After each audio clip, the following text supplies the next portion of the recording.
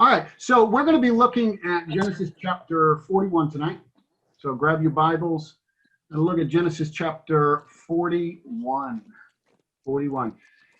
Here's what I would suggest. I would suggest that everybody who is in the Zoom meeting, that you mute yourself, your microphone. You can leave your video on. That's good. I like to see your faces if you have one. But you mute yourself, your microphone, and the reason for doing that is just so that there's no background noise. And if you have a question, if you have a comment, if you have a thought, feel free to jump in. Unmute yourself and just say, hey, James, can I talk about this, or can we talk about that, or whatever, and I'll stop. Okay, does that make sense for everybody?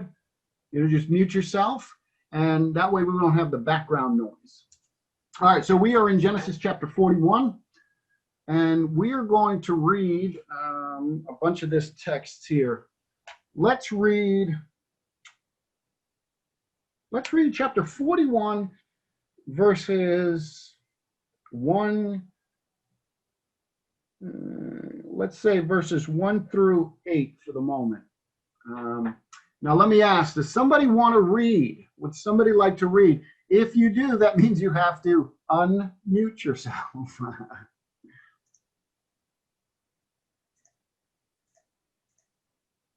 Ardella, did you have a comment or a question or something? I saw that your hand was raised.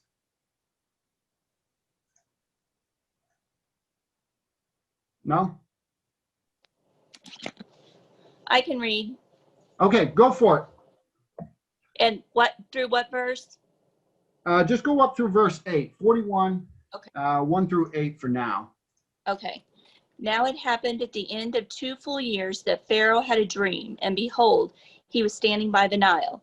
And lo, from the Nile there came up 7 cows, sleek and fat, and they grazed in the marsh grass. Then behold, 7 other cows came up from the Nile, ugly and gaunt, and they stood by the other cows on the bank of the Nile. And the ugly and gaunt cows ate up the 7 sleek and fat cows. Then Pharaoh awoke, and he fell asleep and dreamed a second time. And behold, 7 ears of grain came up on a single stalk, plump and good. Then behold, 7 ears, thin and scorched by the east wind, sprouted up after them. And the thin ears swallowed up the 7 plump and full ears. Then Pharaoh awoke, and behold, it was a dream. Now it came about in the morning that his spirit was troubled. So he sent and called for all the magicians of Egypt and all its wise men. And Pharaoh told them his dreams, but there was no one who could interpret them to Pharaoh. All right, very good. Thank you. Thank you so much. All right, so let's ask this question. How long has it been since the cupbearer was released from prison?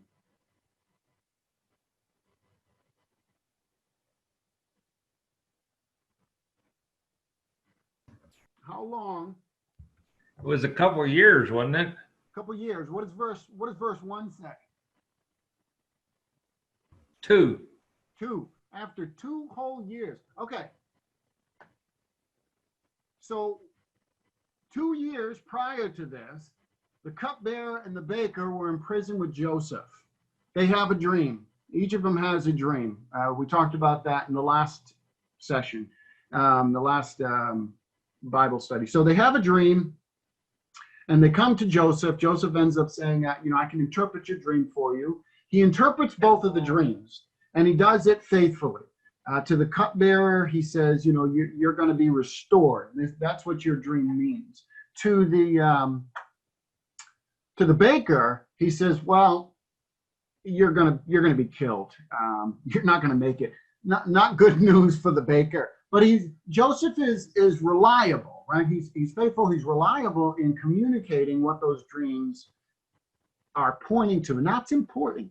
That's important. He may have been tempted to sugarcoat it. He may have been tempted. We might, if that was us, we might have been tempted to say, well, maybe I won't tell him the interpretation, or maybe I'll just tell him, well, I'm not sure, or give him a good interpretation or something like that. Joseph doesn't. He's faithful. He tells the truth. Now, I don't think he was a jerk about it, but he tells him the truth. And that's important because Joseph needs to be shown as somebody who is faithful and reliable and able to interpret dreams. So he interprets both of them properly. But Joseph says to the cupbearer, he says, when you're restored, tell Pharaoh about me. Get me out of here. You know, I'm innocent, basically. So I want to be removed. I want to come out of here. Please tell Pharaoh about it so that I can come out. And what happens with the cupbearer?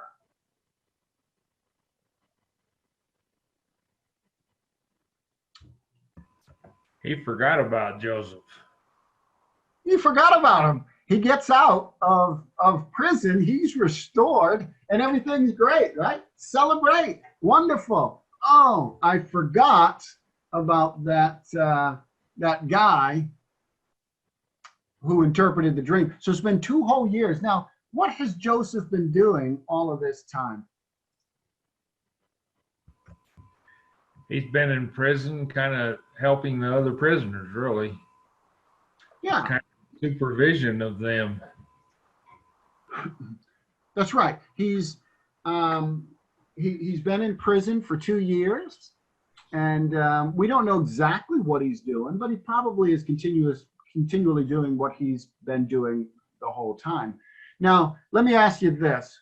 What might Joseph be thinking as the days turn into weeks and the weeks turn into months and the months turn into years? What might Joseph be thinking?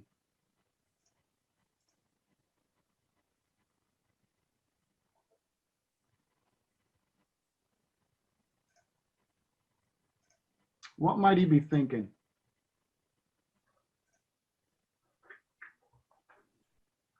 Well, I think first of all, he's got to think that the butler forgot him. And maybe just a little bit that God's forgotten him too. Yeah, right. What would you be thinking? Right? I mean, put yourself there. Put yourself there. What would you be thinking? You know, could it be, what happened to this guy? You know, why has he forgotten me? You know, I interpreted the dream. I told him specifically, you know, those first few days, he might have been waiting with like bated breath or so, you know, right? He might be like anticipating everybody who comes to the prison. I don't know how often anybody would come to the prison, but anytime a visitor came, you know, maybe he's thinking, I'm getting out. I'm going to get out. And every time he's being, his hopes are being dashed, right? He's not getting what he wants. After a while, I might get, he might have gotten, we don't know, might have gotten depressed, thinking, where's God? Where is God? You know, I've been faithful. Why hasn't Pharaoh letting me out? Why hasn't God letting me out of this? Has Joseph been an upright kind of guy since he's been in prison? As far as we know. All right, so, I mean, if that was me, if that was you, we probably would be wondering, where's God in the midst of this? Joseph, as far as we know, every indication of him being in prison, and even him being in Potiphar's house. Do you remember that when he was in Potiphar's house, that there was something that he was tempted with? Anybody remember that? What was he tempted with? Just briefly. Pharaoh's wife. Yeah. She's a bit of a loose kind of woman, and she's you know, he's tempted with her, and he stood up to that temptation daily because it was a day-to-day temptation that he was faced with. She didn't do it once. She was constantly trying to get at him. He's shown himself to be upright. Not only that, he's shown himself to be faithful with being a manager. He's managing Potiphar's household. And remember, God's with him and everything is being blessed, right? He's faithful even in prison. He's wrongfully wrongfully sent to prison, and yet he's still faithful. And he's doing this work of management and all of that. So he might be wondering, and if it was us, we might be wondering, where's God in the midst of this? I've been faithful. I haven't done anything wrong. Why am I still suffering? You ever feel like that? You ever feel like, why am I suffering? You know, there might not be anything specific, right? You might think and say, man, I'm going through the ringer, and yet there's nothing specific. You know, I'm not doing any kind of overt sin. I'm not doing these things. Why am I still suffering? Joseph might be thinking, I should have taken my chance. I don't know if he's thinking this. We're just playing through our minds. What might we be thinking if we were sitting there for months and then for years waiting for someone to release us from prison? You know, if Joseph had that affair, had that relationship with Potiphar's wife, he might have been able to escape, right? He might have been able to get in good with this woman. He might have been able to say, hey, let's make an escape. Let's get out of here, something like that. So that could be, he might be thinking, well, you know, maybe. I see Mike has joined us. Mike. Hi. Glad you could join us. Was it easy? We're late as usual. Even on a video conference, you're late. Yeah. Was it fine the second time? Oh, yeah. It's not, yeah. All right. We are in Genesis chapter 41. Genesis chapter 41. And do me a favor, Mike, just mute yourself unless you have a comment or a question, and be ready to unmute yourself, because I'll be asking questions. So if you've got an answer, go ahead and answer. So maybe I should have taken this opportunity with Potiphar's wife. Who knows? There's a lot that could be going on in his mind. And hopefully you can put yourself in his shoes for a moment and think, you know, what would I be thinking there? So what happens with Pharaoh? Because now it's been 2 years. Joseph has been rotting in prison, you could say. I mean, he's a manager and he's doing well in that sense, but he's in prison, right? And prison back then was not having cable TV and a workout bench, and it wasn't like that. It was like a dungeon. It was not a very pleasant place to be. Even in Pharaoh's prison, would not have been pleasant. So he's in prison, but 2 years pass by, and what happens with Pharaoh? He starts having these dreams.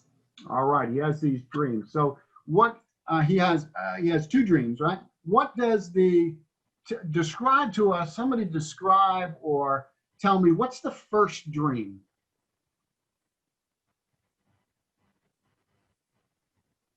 Genesis chapter 41. What's the first dream? The cold cows kind of eat the good cows. Yeah, okay. Yeah, there's some 7 healthy, well-fed cows. This would be very relevant for Sam. Where is he? Why isn't he in the class tonight?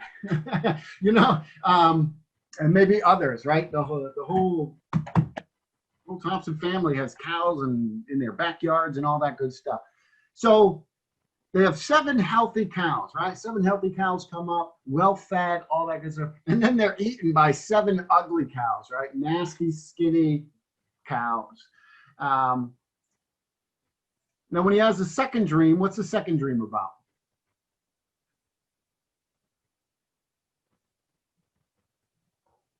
It's kind of the same theme, except this time it's with the grain. Yeah. It's 7 healthy heads, fat heads of grain, and then after that, 7 unhealthy, scorched heads come up and eat it out. So there's some similarity between the two. They use 2 different. There's some images that are different, but they're basically relaying the same kind of thing. Well, what do you think the 2 sets of healthy and unhealthy images in the vision relate to? If you just had to guess, if you didn't know the story, what do you think they would have to relate to? If it was your dream. What's the big picture, you think? If you had to guess.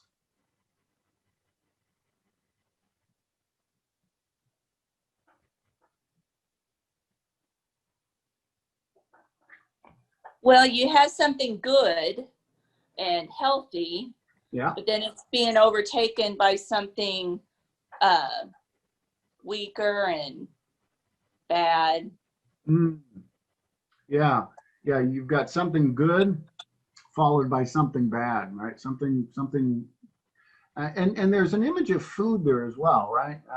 We might be able to pick that out as well, because cows, you've got meat, maybe milk, and then of course you've got grain, you've got breads and things like that. So we might be able to come up with something about what's going on, food or something like that. Now most of us know the whole story. We've kind of gone through the book of Genesis. We've heard these stories before, but if you were Pharaoh, you probably wouldn't be able to figure out the details about what these are all about. You might be able to get a clue. Well, there's something good, and then it's followed by something bad. I don't know if I would want to, be involved with something bad. So, what is this all about? So when Pharaoh wakes up, how does he feel? After he sleeps the night away, he has these two dreams. He wakes up. How does he feel?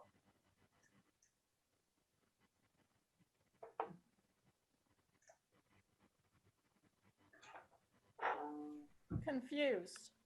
All right, confused. Yeah.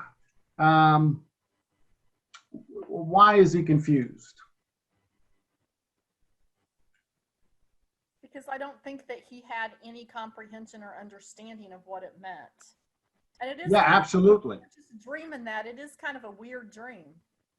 Yeah. It says he woke and behold, it was a dream.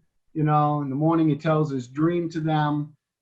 There's, we go on, but he's probably quite, concerned, anxious about it, and he doesn't know what the dream means. Now, dreams in the ancient world were often viewed with, they were highly regarded, both in pagan as well as, biblical. We think about people following God, and God talks about coming to people in dreams and visions and things like that. And we see it even in the life of Joseph and others. But in the ancient world, just period, dreams were a big deal. And if a king had a dream, somebody who was a ruler had a dream, it was even more important. They were, it was connections with the gods. It was messages from the other side, right? We might say the spiritual side or something like that. So dreams were always considered to be very important.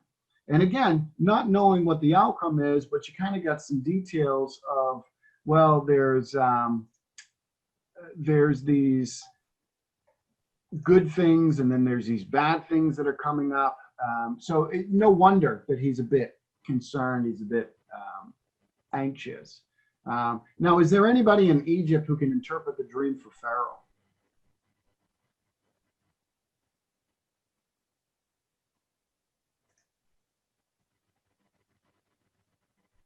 Is there anybody in all of Egypt? There were people that did that kind of thing, Yeah.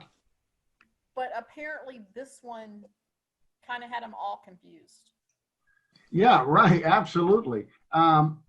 It says, there was none who could interpret the dreams for Pharaoh. There was nobody, which makes things even worse. Right? You're already maybe anxious about this, and then you can't find anybody. Nobody's able to do it. So when the cupbearer, the cupbearer or the butler, I think, Kimberly, you said butler. You're using, I think, the King James, is that right? Yes. Yeah, right. So the cupbearer or the butler, what was the job of the cupbearer, butler in the ancient world? Anybody know?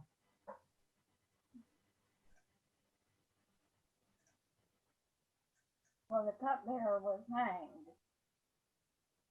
No, the baker was hanged. Oh, the baker was hanged. Yeah, the cupbearer. But what was the job of a cupbearer in the ancient world? What did they do? Anybody know? They tested they tested it. That's right. They tested it Uh-huh. because you always had people who might want to poison you. So the cupbearer was in a very privileged position because the cupbearer could be the one to poison, But the cupbearer was the one who served the king, served Pharaoh, and would taste the wine or the drink or whatever it was to make sure that it wasn't poisonous, and then would pass it on to the king. So pass it on to Pharaoh. So he's in a very privileged position. He's probably going to be fairly close to Pharaoh. So he hears about this dream. He hears that Pharaoh can't find anybody to interpret it. And what happens? A young Hebrew was there. Yes, Joseph. Yeah, Joseph. Yeah, he remembers. After 2 years, after this guy's got a bad memory, but after 2 years, he remembers, right? He remembers that there's somebody who can interpret dreams. What might be one of the lessons we can learn from the events that have happened in Joseph's life and his time in Egypt up to this point? What might be one lesson we can learn?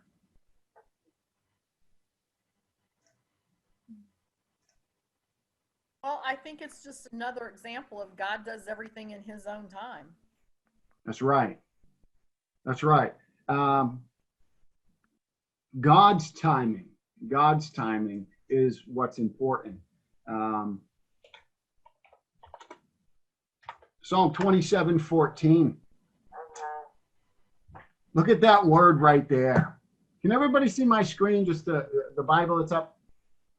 Yeah. Yeah, okay, all right. Just want to make sure I'm not saying, look at the screen and nobody can see anything. Look at that first word in verse 14. What's it say? Wait. Oh, that's a tough one. Yeah. Is that just tough for me? I feel like, I don't know. I feel like wait is not easy, right? Wait for the Lord. Be strong and let your heart take courage. And then it's repeated again. Wait for the Lord. I mean, that's probably one of the big lessons that Joseph and that we can learn from the life of Joseph is wait, be patient. It's not always easy to be patient. It's not always easy to wait on God, is it? You ever want something now? Or am I the only one? Listen, even though you may have your computer screens not showing your video, some of you, I know you're shaking your head. I know the reality. I stopped sharing my screen just for a moment. I want to make sure nobody else was trying to join. I know the reality of waiting. Waiting is very difficult. And so Joseph is learning to wait. It's hard for us to wait and hard for us to wait on God. But how many of us know the scripture? How many of us know wait on God? How many of us know, we hear this phrase sometimes, God's timing. You ever say that? You ever hear somebody say that to you? Is that an easy thing to do? It's not easy. It's not easy. How hard is it to wait a couple days for something important? Never mind a couple months. Never mind a couple years. What about waiting 2 years? What about this? Let's think about this passage for a moment. Luke chapter 8, verses 43 through 48. says this, and there was a woman who had a discharge of blood for 12 years. Yeah. For 12 years. And though she had spent all her living on physicians, she spent all her money on doctors. She could not be healed by anyone.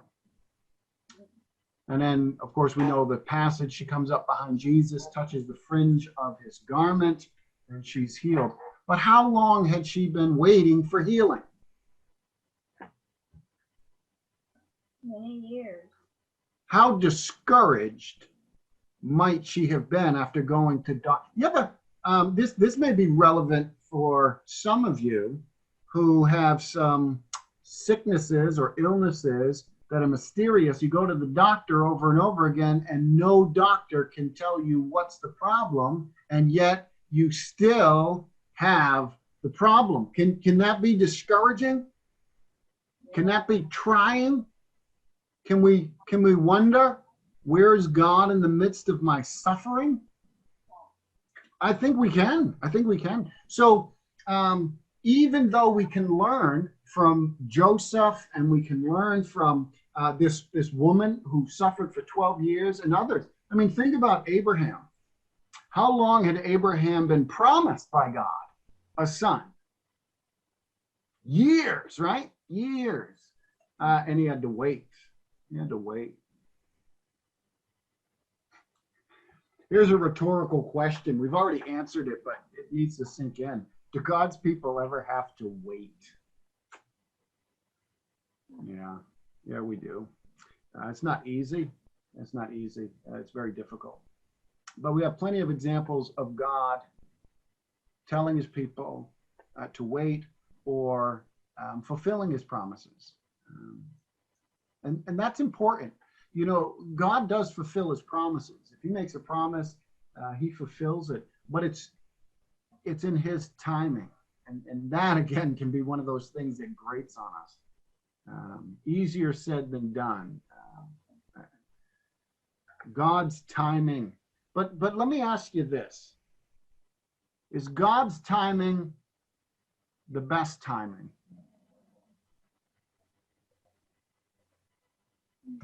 Of course. Okay. Can we see that in the life of Joseph? Think about it.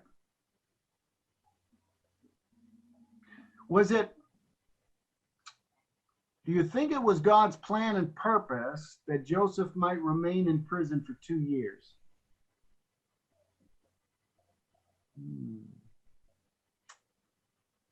What do you think?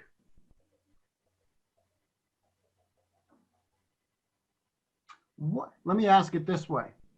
What would have happened if Joseph had gotten out of prison before Pharaoh had these dreams?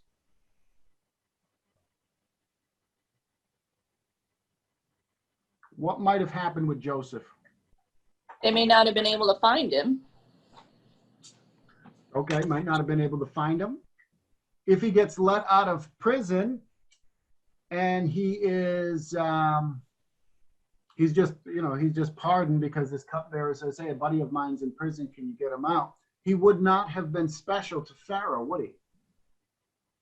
Well, and he could have, between that 2 years, found his favor in Pharaoh's eyes for some reason, too. Possibly, but he probably, let's be honest, he probably would have left. I would have left. I wouldn't have stuck around in a place that I've been in slavery and in prison. I probably would have left and gone back to my father who loved me so much. You know, right? Gives me these special codes, right? I mean, it wasn't his plan to be in Egypt. The reality is, if he would have come out early, it's very unlikely that he would have been around or that he would have been in any kind of favor with Pharaoh. He's there for a long period of time, but God reveals to Pharaoh, God is the one doing this, bringing these dreams to Pharaoh. All this is working behind the scenes. Now, certainly people have free will. God is working with all of that, but it's at the right time. Can anybody else think of a biblical example of God saying something like, at the right time? God sent forth his son. That's right. At the right time. Right? He didn't send them early. He didn't send them late. It was at the right time. Now, we could talk about, why is it the right time and how did God work all of that? But what we know is it was the right time. Joseph is getting out of prison. This is all working. This is at the right time, right? And we're going to see that it's the right time. We're going to see that it's important and it's good. God is working in the midst of all of this. So even though Joseph had to suffer for 2 years, God was working for his good, for the good of his family, for the good of the world. Abraham had to wait a long period of time, and yet God was working for his good, for the good of his family, for the good of the world to come, right? Because Christ is coming through this line. The Jewish people had to wait, the world had to wait for Jesus to come, but God was working in the midst of it all the way through. The point is, God is continually working. It's not like God forgot about Joseph. It's not like God couldn't have gotten Joseph out earlier. God is working out his plan and his purpose. And that's even through the midst of sorrows and sufferings and all of that. But the one thing is, God's timing is always the perfect timing. That's why we need to wait for God's timing, right? We need to wait on God a lot of times. All right. So when they bring Joseph out, they go to him. They say that there's we know of a man who can interpret dreams for Pharaoh. They bring him out. What happens first with Joseph? What's going on?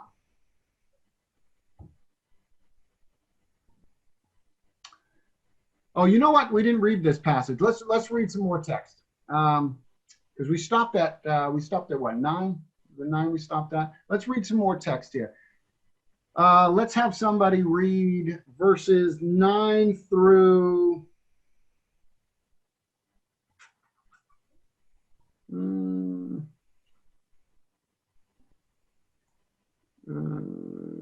let's go 9 through 24. Would somebody like to read verses 9 through 24?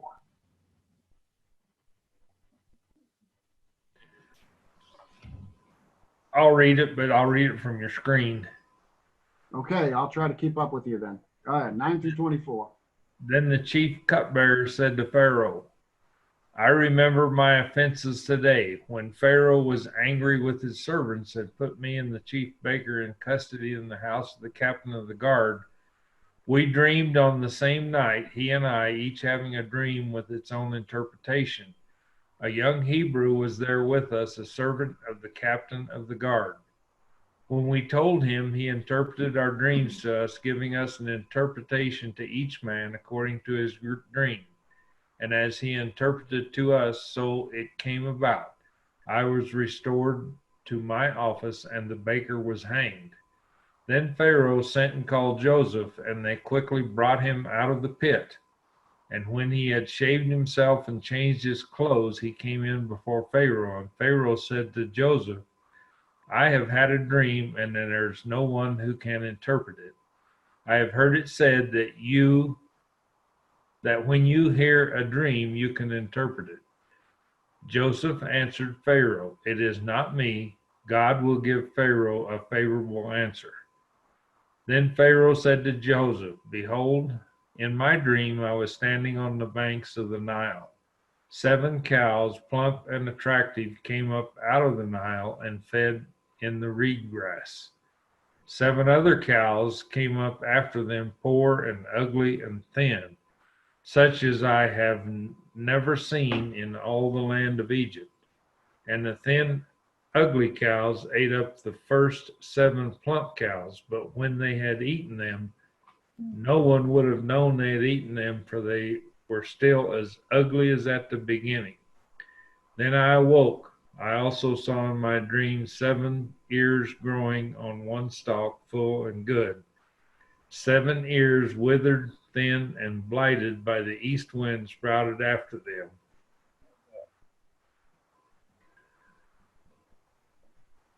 Yeah, sorry, I paged down. Verse 24.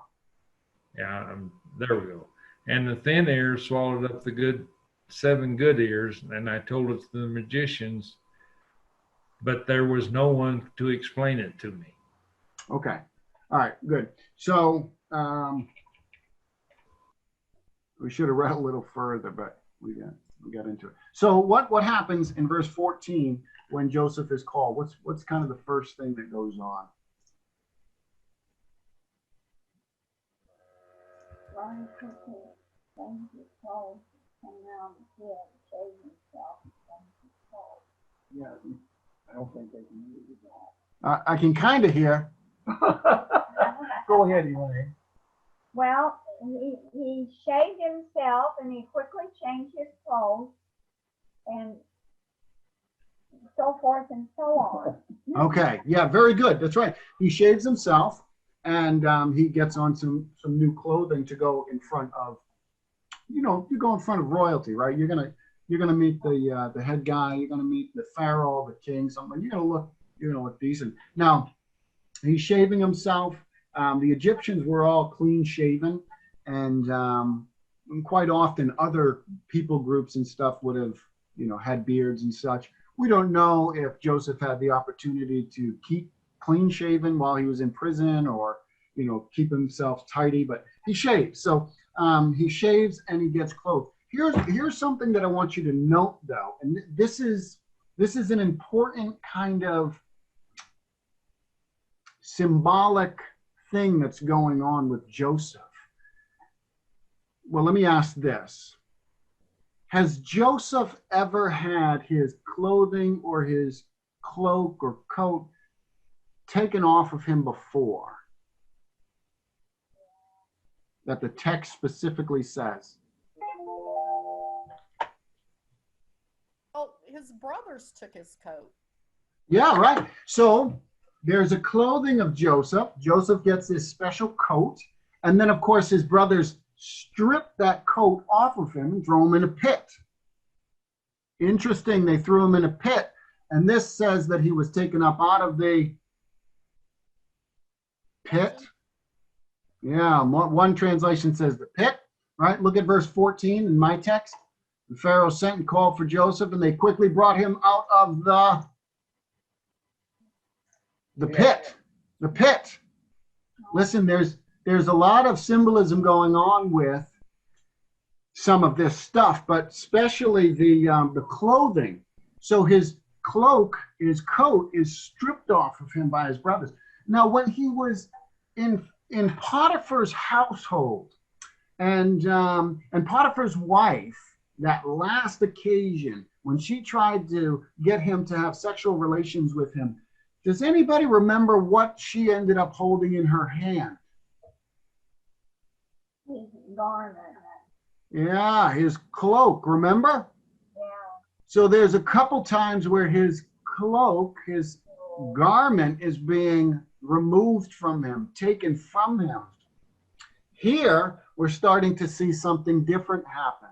We're starting to see that he receives new clothing now. So he shaves, he gets some new clothing. I want you to just kind of keep that in your mind. There's some symbolism going on here. There's a symbolic theme that's happening as Joseph goes down into the pit.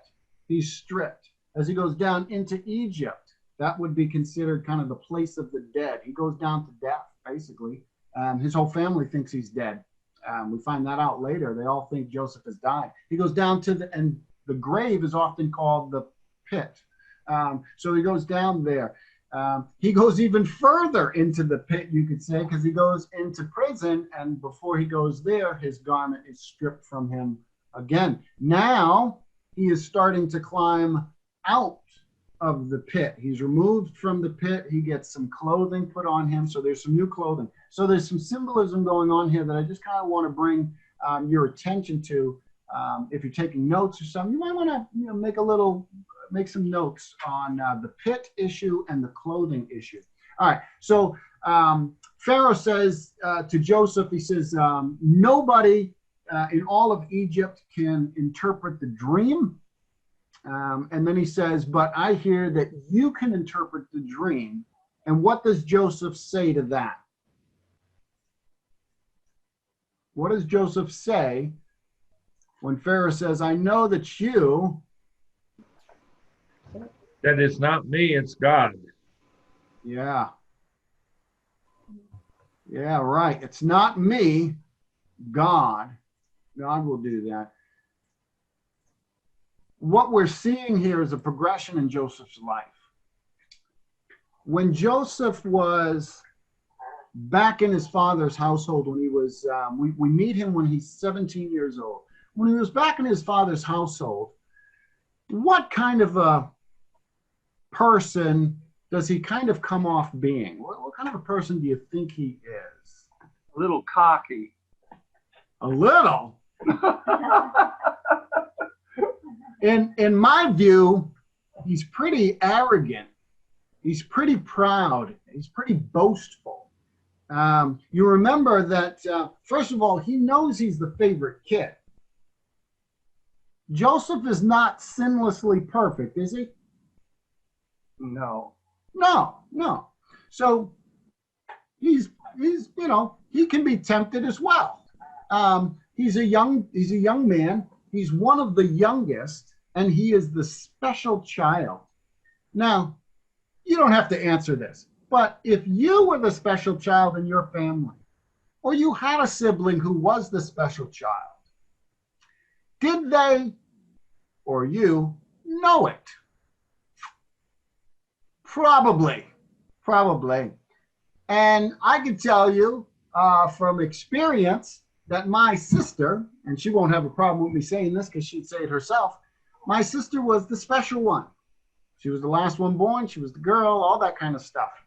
And she'll let you know she was treated differently. She was treated special. And she knew it. Joseph knew that he was the special one. I mean, how could it have ever slipped past him when he gets this beautiful multicolored coat, right? Along with all kinds of other things. We know there's favoritism there, and we know from the way that he acts. He gets these dreams, you'll remember. He gets one dream, and we could give him the benefit of the doubt on the first dream, right? He gets this one dream. He comes to his brothers and says, hey, let me tell you this dream. My, stuff did this, my stalk did this, your stalks of grain fell down and bowed in front of me. The brothers say, they know the dream. They say, are you going to rule over us, right? And it says they hated him even more. So Joseph knows that probably wasn't a good idea, right? If I want them to like me, if I don't want to be arrogant, if I want to be a humble kind of guy, I'm probably not going to go around doing anything that would make them even more angry. Well, he has another dream. And you remember what he does with the second dream. Anybody? Who's he tell the second dream to?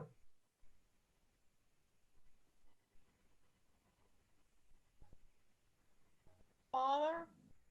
What's that? Did he tell it to his father? Did he tell it to his father? He told his father, and who else? His brothers. He told it to his brothers again. So I think Joseph was a little arrogant, a little proud, a little boastful, all of that kind of stuff. And he, again, part of it was environment, but I think what we see here is a progression in Joseph's life. Could Joseph have taken the glory for himself and said, you're right, I am the guy who can interpret dreams? Could he have done that? I think he could have, right? He could have done that, but he doesn't. He gives God the glory. He recognizes, and I think, again, there's a progression here. There's some humbleness in Joseph's life. I think he's learned. I think throughout his life, God has been working with him. God has been teaching him. God has been active in his life in different ways. I think he's been growing. I think he's been maturing. And of course, the same is true in our life. You know, God is working with us. God is working through us, and he's looking to change us, to mold us, to shape us. You know, there's this kind of common saying out there. I'm not who I want to be, or I'm not where I want to be, but I'm not who I used to be, right? It's the concept that I'm maybe I haven't reached that kind of height yet, but I'm definitely not the person I used to be.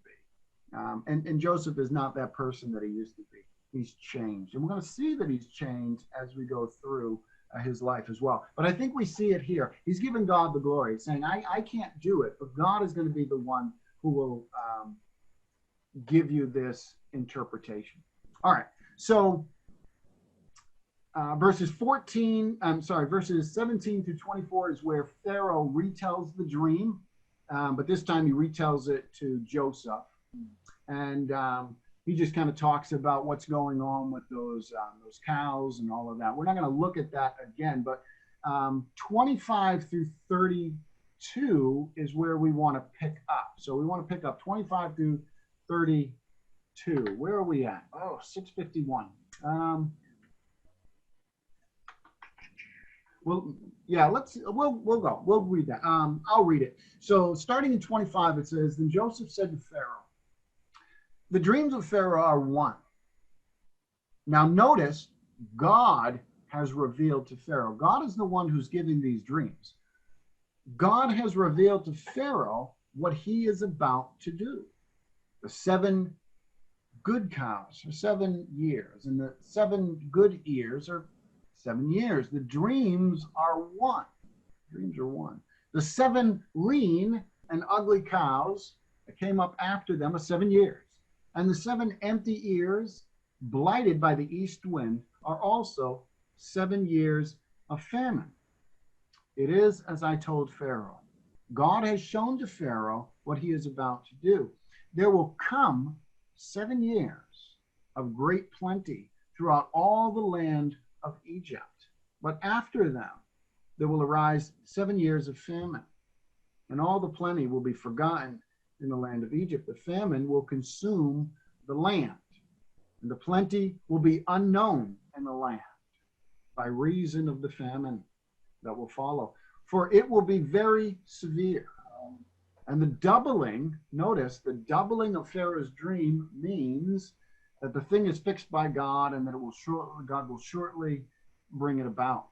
Now, therefore, let Pharaoh select a discerning and wise man, set him over the land of Egypt. Let Pharaoh proceed to appoint overseers over the land, and take 1/5 of the produce of the land of Egypt during 7 plentiful years, and let them gather all the food of the good years that are coming, and store up grain under the authority of Pharaoh for the food in the cities, and let them keep it.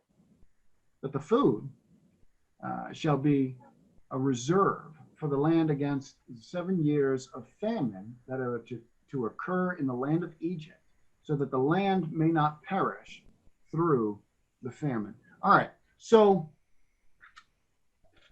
what does Joseph tell Pharaoh about the dreams? Let's kind of just walk through it again. What's he say?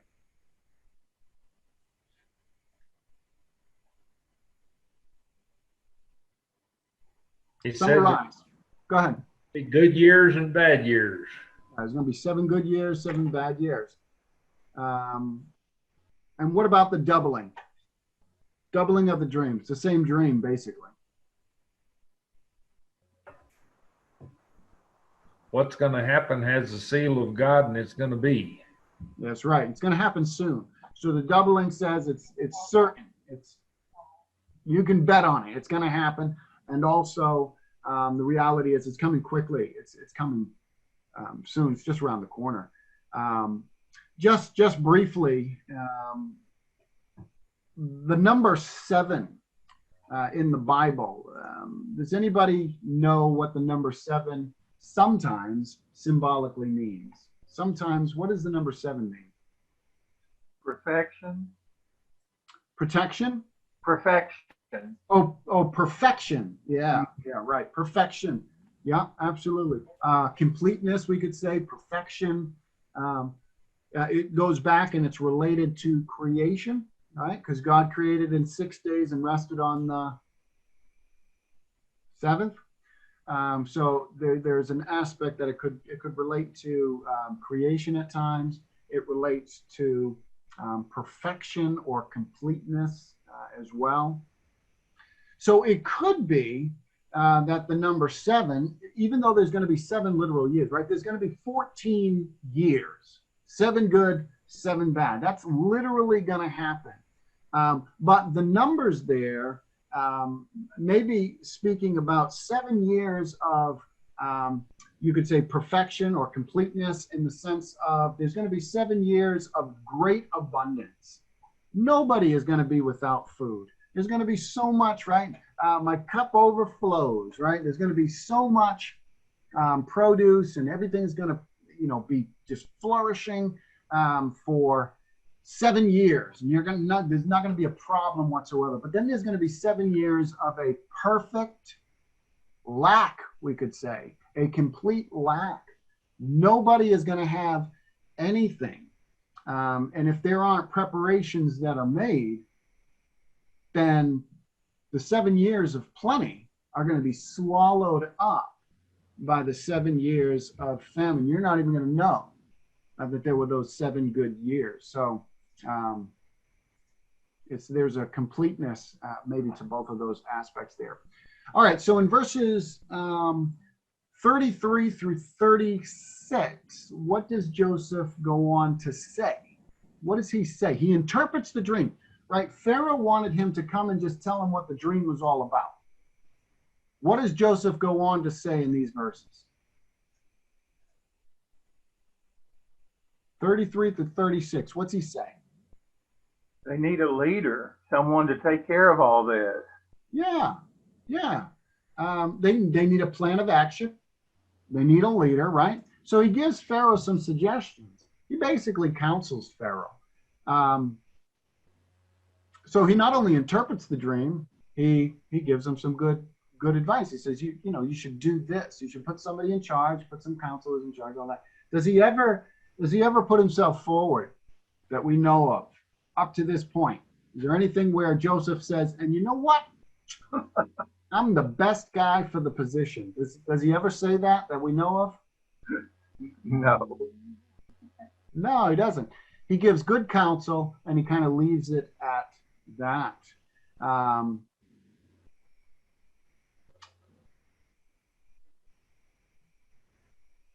Is Joseph the right guy for this job? Yeah. Absolutely. Yeah. Now, let me ask you this. Where might Joseph have learned these kinds of skills? In the pit. Yeah. Potiphar's house. He's in slavery, but you remember he gets put in the position of a manager, and God is blessing everything that he's doing, but Joseph has to manage. He's managing someone's household. So he's coming up with, and there's stresses, there's problems. If something goes wrong, who's to blame?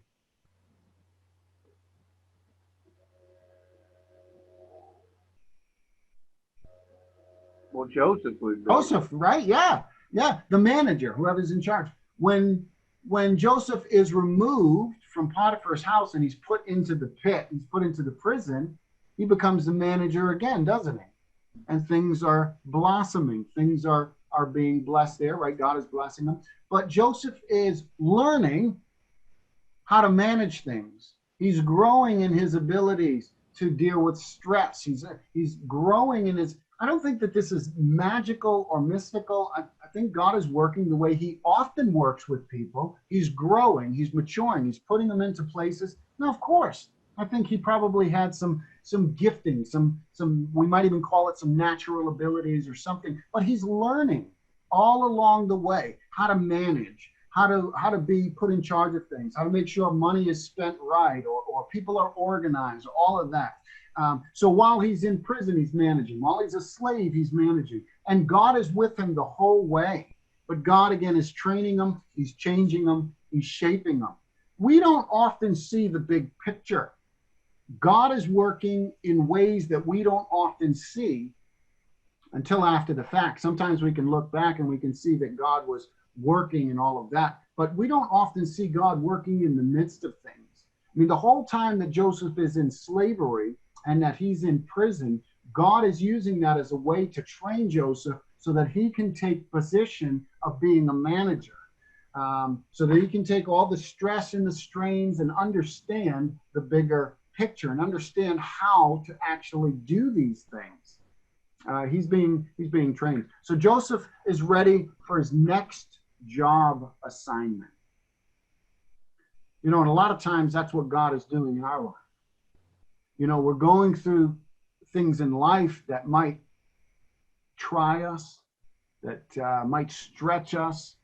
And if we will simply continue to rely on God, God is using that kind of thing to mold us, to shape us in different ways. Sometimes it could be like Joseph for a different position. You know, there's something further in life that he might be building us towards that we might be able to handle.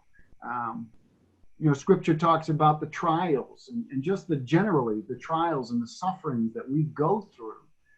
When we rely on Christ, we're being built, we're being matured, our faith is being strengthened, all of that kind of stuff. So God is working in the midst of all of this. Now, we might not like that, we might not understand that, but we can see it definitely in Joseph's life. And I think if we think about it and we look back, we probably could even pick out some things in our life where we would say, wow, I think God was really using that to prepare me to do this. I'll give you one example in my life. Now, I mean, we can't be for sure about some of these things. You know, we don't get revelations from God or whatever. But, you know, I worked in many jobs, but I worked in a factory doing some things. And I was given a kind of an assistant manager position really quickly, within the first couple months.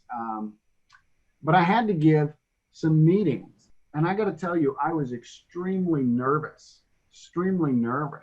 And this was before I became a preacher. I think, looking back, I think God was using that in some ways to help me to grow and be able to speak in front of people and even have a bit of authority, you could say, right? As a minister, as a preacher, there's a certain level of authority. Same with shepherds and things of that nature. Well, in that position, I had a certain level of authority.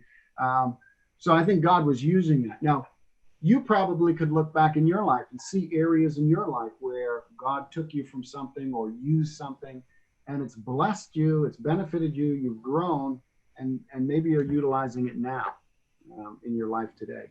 So I think God's doing that with Joseph, and I think he does that with us as well at times. So we're going to leave it there. I am over time as normal. Mike's always late, and I'm always overtime, right? Hey, we balance it out, don't we? Balance it out. That's a good thing. All right, let me open it up. Any questions, comments, thoughts, concerns, anything like that before we close in prayer?